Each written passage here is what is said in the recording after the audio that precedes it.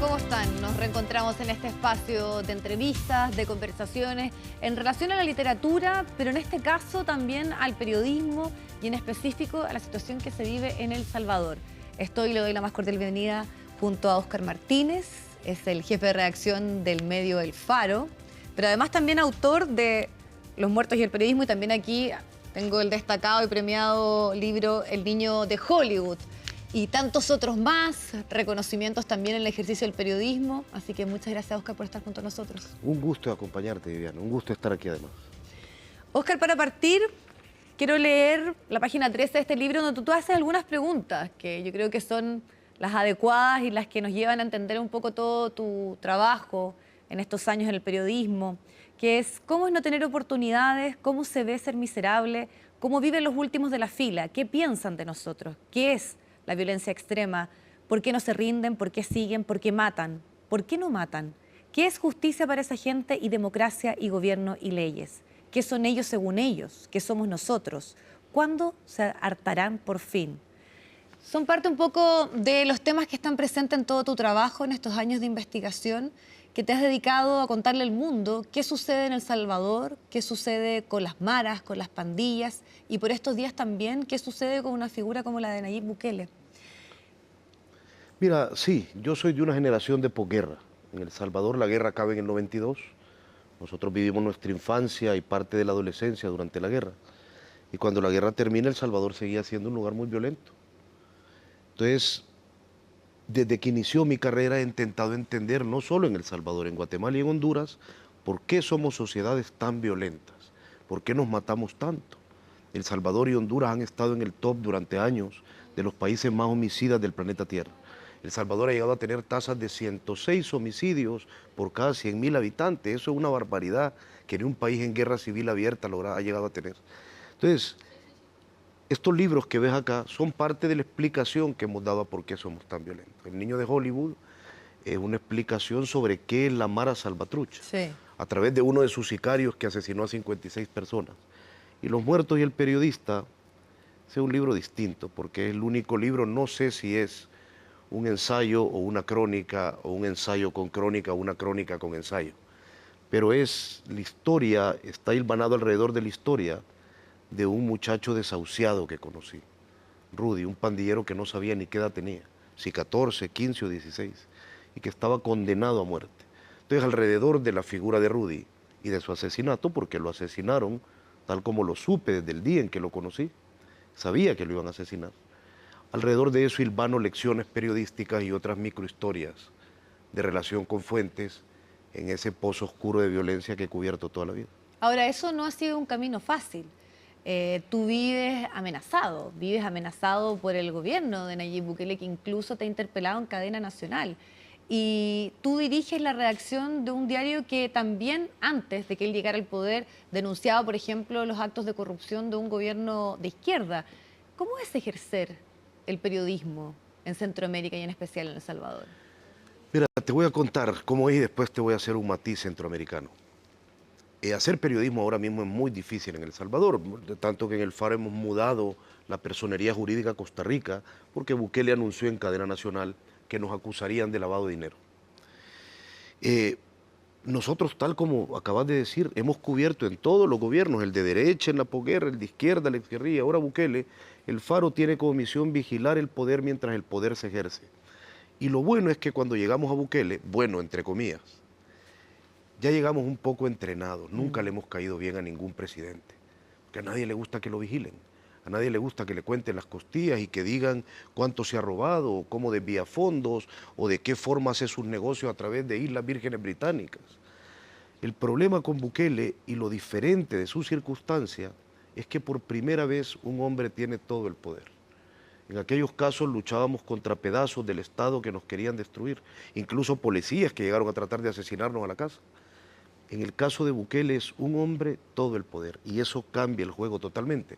Cuando te dije que te iba a hacer un matiz, eso es lo que nos ocurre en El Salvador, que también hemos estado intervenidos con Pegasus, 22 miembros de la redacción que yo dirijo durante 17 meses, pero en la región centroamericana nuestra situación está lejos de compararse con la de los nicaragüenses, Claro, que están todos en el exilio. exiliados. Correcto.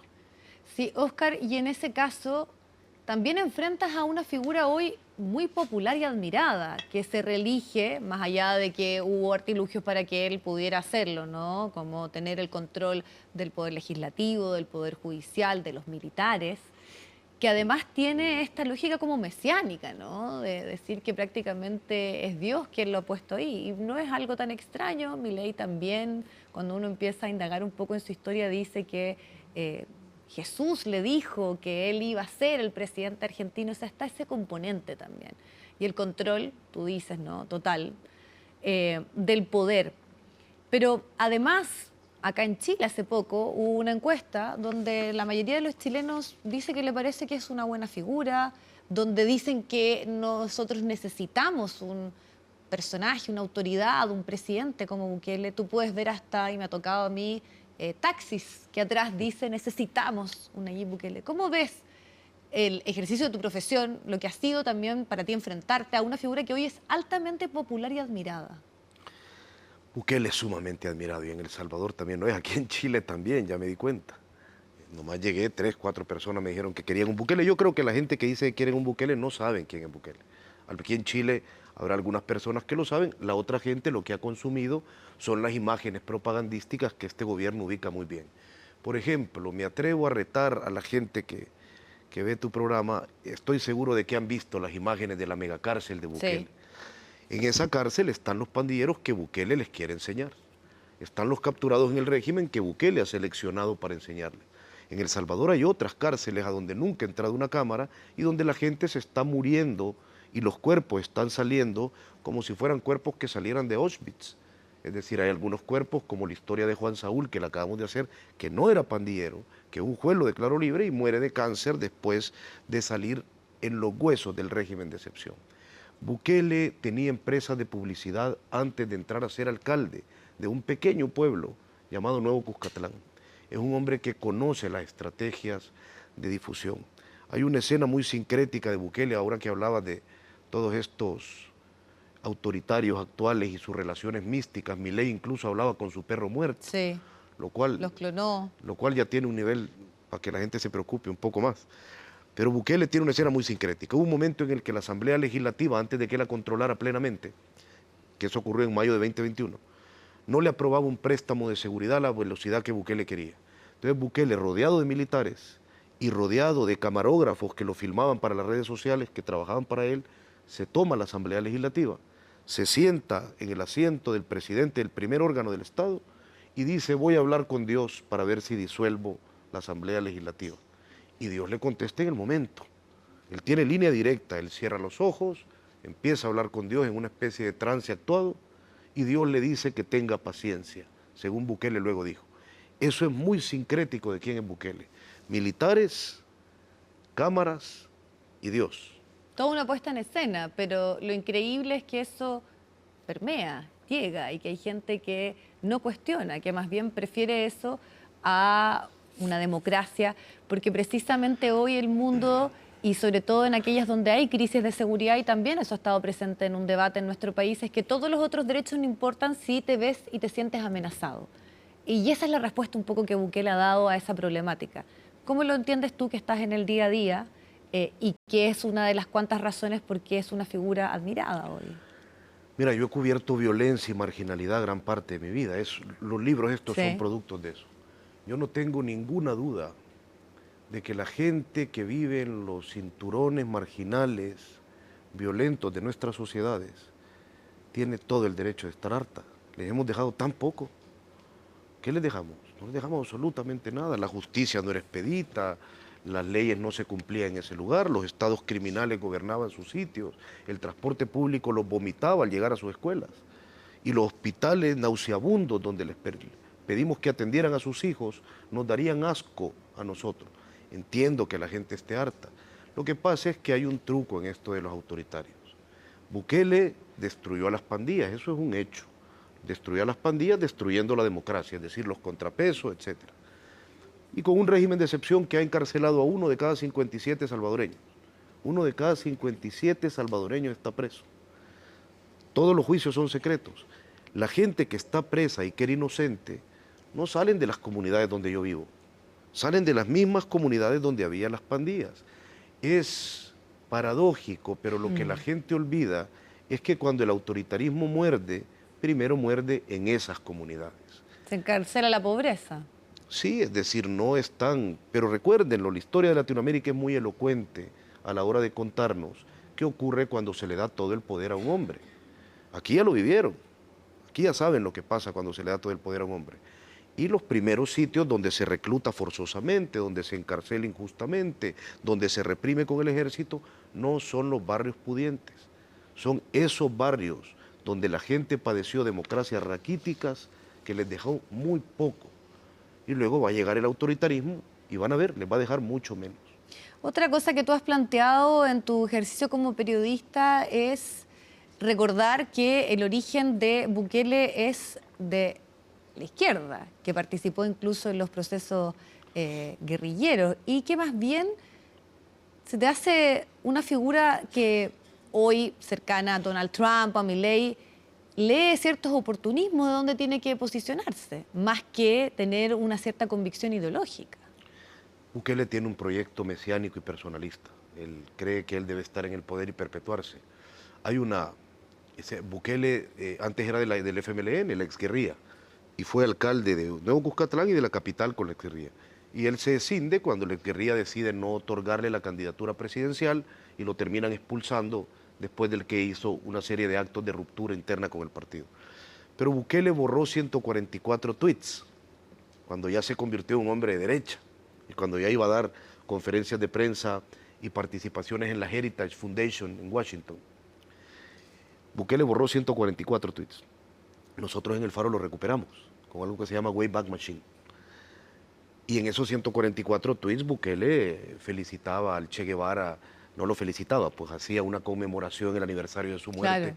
con aquella frase en desuso de si retrocedo, no sé qué, si me detengo, empújame, y si retrocedo, mátame. Feliz cumpleaños, Che Guevara. Decía que Nicaragua era un país próspero, la Nicaragua del dictador Daniel Ortega. Felicitaba al FMLN por ser la guerrilla histórica de El Salvador. Es decir, Bukele va a hacer lo que tenga que hacer para mantenerse en el poder. Si mañana se pone de moda hablar con los perros muertos, Bukele va a hablar con un perro muerto. Porque lo que él tiene es un proyecto personalista, donde la ideología simplemente es un traje que ponerse Se dependiendo acomoda del a su momento. conveniencia. Sí, es decir, aquella frase, tengo esta ideología y si no te gusta, tengo esta otra.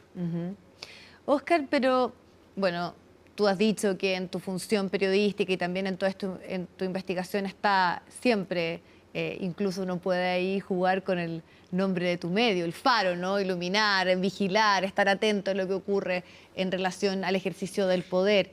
Pero también te has centrado en contar las historias de lo que probablemente son datos, son crónicas, son números y de esos contextos, de esos sectores marginalizados que terminan en pandillas, que terminan en las maras salvatruchas.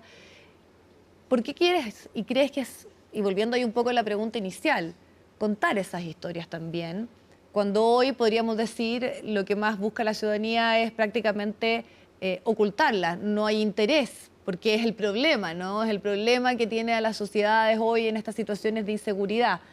Pero acá hay razones, y eso es lo que tú más nos muestras en todo tu trabajo. No es casualidad. No, no es casualidad. Mira, hay varias razones por las que yo he dedicado la vida a esto, pero hay una en particular que es, digamos, bastante gruesa. Vos no podés entender el mundo sin entender sus procesos de violencia. La Mara Salvatrucha es un claro ejemplo. Es decir, si pensás que la Mara Salvatrucha eran unos criminales despiadados, nosotros los vimos cometer atrocidades a las comunidades. Pero si alguien cree que surgieron por generación espontánea, entonces esa historia se va a repetir.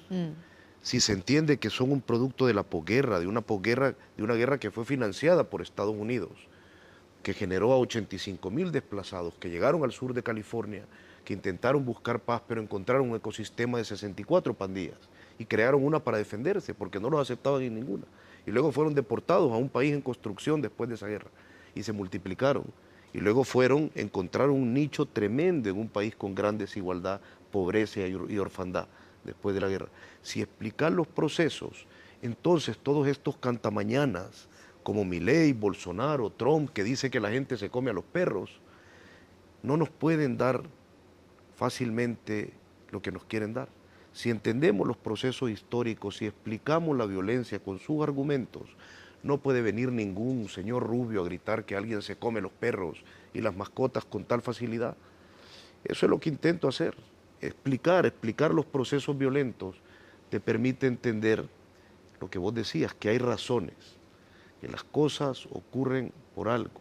El verbo del periodismo no es justificar. Yo no pretendo justificar a Miguel Ángel Tovar, un tipo que asesinó a 56 personas. Lo que yo pretendo es explicarlo, entenderlo. Eso sí son verbos periodísticos. Y ahí quiero irme también un poco a tus recursos y tu formación, tu influencia, porque más allá de la crudeza de lo que tú estás relatando, son libros que te atrapan. Hay una narrativa muy interesante. ¿Quiénes te influyen? ¿Cómo lograste también generar un poco tu sello al momento de este como periodismo narrativo, que es un poco lo que has trabajado estos últimos años? Mira, yo crecí con una generación de periodistas alrededor, que ahora la mayoría está en el Faro, que a inicios de los 2000 empezamos muy jóvenes. Yo empecé con 17 años en el oficio, porque en la posguerra se necesitaban como periodistas nuevos que remozaran la redacción. Entonces crecimos con aquel periodo en el que la crónica latinoamericana tomó fuerza y crecimos de la mano de maestros y maestras a quienes considero ahora amigos y amigas, como Martín Caparrós, como Leila Guerriero. Crecimos leyendo las reflexiones de Tomás Eloy Martínez, crecimos evidentemente agrupándonos alrededor de la Fundación Gabo. Como generación crecimos leyéndonos entre colegas contemporáneos como Marcela Turati, como Eliezer Budasov, como Daniel Alarcón. Crecimos haciendo grupo y reconociéndonos entre nosotros. Es decir, crecimos entendiendo una cosa, que era aquella magnífica síntesis que hacía Tomás Eloy Martínez. Suena muy sencillo, pero es bien difícil. Hay que hacer que lo importante sea interesante. Eso es lo único que se intenta con una crónica, no es poner florituras ni adornos, sino intentar que estas historias profundas que pueden explicar el mundo no queden escupidas en las páginas, sino esculpidas en las páginas. ¿Y cómo hacerlo también que esto conecte con lo masivo, lo popular? Y te hago esta pregunta a partir que una de las reflexiones que existe sobre todo en el progresismo, o es algo que estuvo muy en el análisis de la última elección en Estados Unidos, es que hay muchos sectores, no necesariamente en la izquierda, sino que esto lo podemos extrapolar porque estamos hablando de posiciones mucho más conservadoras que, por ejemplo, una derecha más tradicional o una derecha liberal, como también se puede conocer en otros lugares del mundo, se ha desconectado profundamente con lo popular, con la realidad. Tú un poco combates eso. Lo que Que pasa no es quede en algo solamente de élite, de personas ilustradas, de un mundo académico, sino que siempre tenga precisamente esa responsabilidad con la realidad. Lo que pasa es que yo también el punto de partida no sé si es tanto así. En Centroamérica, por ejemplo, antes de que surgieran las redes sociales y antes de que ocurriera esta explosión de la pose, donde sabemos que vas a tener más likes dando un discurso sobre la situación nacional muy bien articulado que si haces un pequeño bailecito en las redes sociales. Y los presidentes populistas han entendido eso. Pero estoy pensando ahora en Centroamérica, y no es que antes nos hayan gobernado ilustres pensadores. Nos han gobernado idiotas durante mucho tiempo. Es decir, nos han gobernado hombres con pocos principios que al llegar al poder perdieron el norte y empezaron a ceder ante unos zapatos de marca y ante unos corbatas que les encantaban, como el expresidente Mauricio Funes de El Salvador, de izquierda, como Antonio Saca, que ya era rico pero quería ser más rico. Es decir, tampoco creo que ellos hayan sido, en estos casos, lumbreras de la intelectualidad. Eran gente que desconectó de la población por ambiciones personales de enriquecimiento y acumulación. ¿Y eso cómo también lo puedes llevar tal vez a la intelectualidad? Más allá de quienes han estado en el poder, tú dices, bueno, no es esto replicable a lo que pasa en el debate de otros países, pero también uno podría decir que centros de investigación o aquellos que han dedicado mucho tiempo a poder entender estos procesos, también de alguna forma algunos plantean que no han logrado y están en eso, porque no es nada de fácil hoy comprender esos procesos, ¿no? ¿Cómo lo has podido tú hacer en tu trabajo, que te has dedicado específicamente a aquello, ¿no? Con el costo que ha significado incluso personalmente para ti. Mira, te cuento una respuesta que me dio alguien y luego te pongo un ejemplo de lo que es posible o de lo que yo persigo, quizás se logre un día. Una vez le pregunté a Martín Caparrós si el periodismo cambiaba cosas, si a través de hacer estos libros, estos artículos, cambiamos algo. Y él me contestó con una metáfora deportiva, me dijo, te voy a dar la fórmula para no echar un gol. No entres al campo, te garantizo que no lo vas a echar. Te voy a dar la fórmula para echar un gol, no sé cuál es. Entras al campo, no te puedo garantizar qué movimientos derivan necesariamente de un gol. Depende de quién te defiende, de cómo es el portero. Pero dicho esto, yo creo que una forma más eficiente de llegar que con cifras o informes es a través de historias. Te voy a poner un ejemplo. Había hartos datos sobre Vietnam. Sí. Todo el mundo sabía que esa guerra no se estaba ganando, los papeles del Pentágono ya se habían publicado, había toda una serie de información respecto a que aquello era un moridero de estadounidenses jóvenes. Pero lo que empezó o impactó en una gran medida para que empezara a cambiar la narrativa de vietnamitas malos, estadounidenses buenos, fue una historia, la masacre El de My relato. Lai, de Seymour Hersh. Eso es lo que empezó a cambiar profundamente la narrativa, porque Seymour Hersh no te hablaba de números, te hablaba del soldado Paul Midlow, que con una bayoneta clavó al primer viejo en aquella aldea de Vietnam, donde no había Vietcongs, y luego terminaron cometiendo una masacre donde mujeres, niños y ancianos fueron masacrados mientras desayunaban. Y esa historia era la historia de Vietnam en gran medida. No impactó tanto una cifra como aquel libro de Oriana Falachi que se llamaba Sí. Nadie así sea. Eso es lo que yo intento con Miguel Ángel Tovar, explicar a la pandilla a través de la vida de un hombre. Y te pongo un ejemplo de Miguel Ángel Tovar, del niño de Hollywood. Miguel Ángel mató a 56 personas, Sí. era un victimario. Al primero que quiso matar era el capataz de la finca de café, donde su papá trabajaba. Su papá, al ser un campesino del café que estaba quebrado de la espalda, para que no le quitaran el trabajo, permitía que el capataz violara a su hija de 14 años todas las noches. Miguel Ángel, con 10 años, creció viendo las violaciones desde los tablones de la cuadra y a los 10 años eligió matar a ese hombre. Entonces Miguel Ángel era víctima o victimario. Las historias son complejas, como el mundo lo es, y las historias complejas nos permiten explicar el mundo lejos de los maniqueísmos impuestos Sí. de buenos y malos. Y esas historias complejas hay que contarlas y también hay que conversarlas, que es un poco lo que estamos haciendo acá. Te quiero agradecer, Oscar, y obviamente no está de más volver a insistir que tanto este libro, El niño Hollywood, como Los muertos y el periodista, son fundamentales para comprender la realidad de tu país y para que cuando hablemos de contingencia y de figuras que hoy están ostentando el poder, también sepamos cómo llegaron ahí, qué hay detrás de esas imágenes que hoy están presentes, de mega cárcel, pero todas esas historias que tú vienes trabajando desde hace muchísimos años. Así que gracias por tu tiempo y esta conversación también con nosotros acá en CNN Chile. Muchas gracias a vos por tu interés y el tiempo.